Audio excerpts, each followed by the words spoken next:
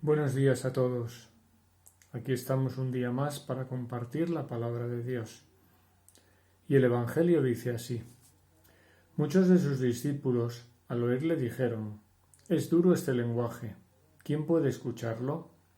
Pero sabiendo Jesús en su interior que sus discípulos murmuraban por esto, les dijo: ¿Esto os escandaliza?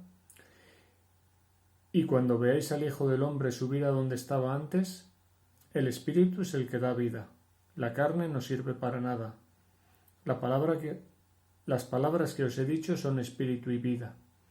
Pero hay entre vosotros algunos que no creen, porque Jesús sabía desde el principio quiénes eran los que no creían y quién era el que lo iba a entregar. Y decía: Por esto os he dicho que nadie puede venir a mí si no se lo concede el Padre. Desde entonces muchos de sus discípulos se volvieron atrás y ya no andaban con él. Jesús dijo entonces a los 12: ¿También vosotros queréis marcharos? Le respondió Simón Pedro: Señor, ¿a quién vamos a acudir? Tú tienes palabras de vida eterna, y nosotros creemos y sabemos que tú eres el Santo de Dios. El Evangelio de hoy, que acabamos de compartir, trae la parte final del discurso del pan de vida. En un primer momento, los discípulos habían discutido entre sí, y también discuten con Jesús. Y de la conversación de Jesús con Simón Pedro es la parte final de este Evangelio. Es un modo de decirnos que la fe es exigente y que debemos comprometernos con Jesús y con su propuesta. Si no, ¿de qué sirve nuestra vida? ¿Qué sentido tiene? Muchos discípulos pensaban que Jesús se estaba yendo demasiado lejos. Estaba acabando incluso con la celebración de la Pascua y se estaba colocando a sí mismo en el lugar central de la Pascua.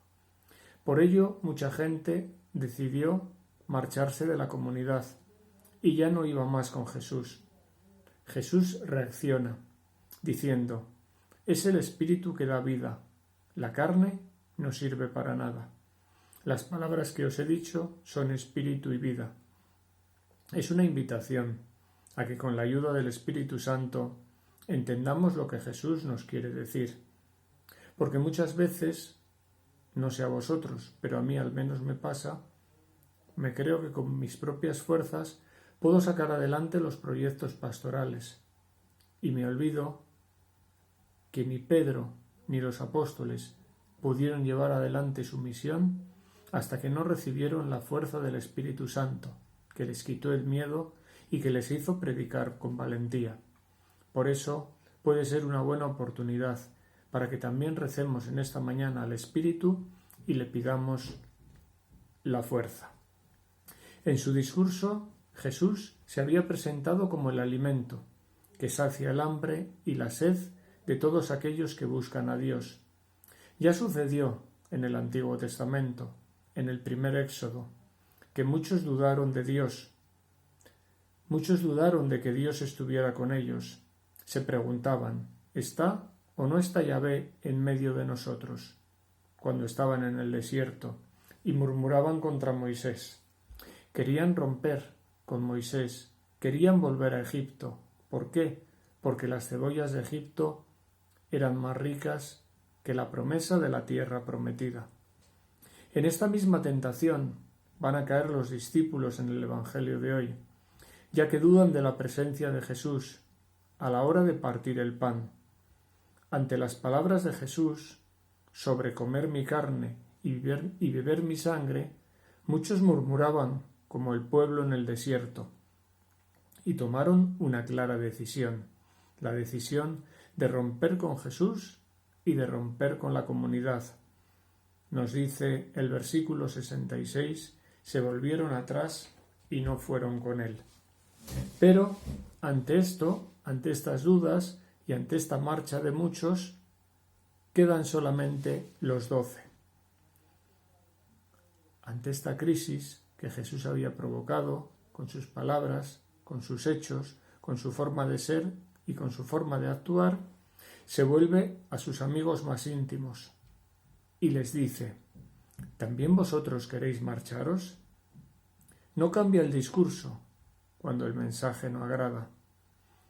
Él ciertamente habla para revelar al Padre y no para agradar a cualquiera que sea. Prefiere permanecer solo y no estar acompañado por personas que no se comprometen con el proyecto de Dios Padre. La respuesta de Pedro, ¿qué queréis que os diga? A mí me apasiona y a mí, ciertamente, me llena de vida y de sentido, porque ciertamente pienso que es la razón de ser de nuestra vida como cristianos. ¿A quién iremos? Tú solo tienes palabras de vida eterna, y nosotros reconocemos que tú eres el Santo de Dios. Aún sin entenderlo todo, Pedro acepta a Jesús como el Mesías y cree en él. Profesa en nombre de los 12 su fe, en el pan compartido, en la palabra. Jesús es palabra y es el pan que sacia al nuevo pueblo de Dios. A pesar de sus límites, a pesar de su visceralidad, Pedro no es como Nicodemo, que quería tenerlo todo bien claro, según sus propias ideas. Y a pesar de esto, entre los 12 había quien no aceptaba la propuesta de Jesús. En este círculo estaba el adversario. El diablo había metido en Judas la idea de traicionar a Jesús. ¿Por qué? Porque compartía su pan, pero lo compartía con desprecio y no le aceptaba. Permitidme que termine la reflexión de esta mañana dejando la pregunta en el aire para que cada uno de nosotros tratemos de contestarla. Señor, ¿a quién vamos a acudir? Tú tienes palabras de vida eterna. Feliz día para todos y que Dios os bendiga.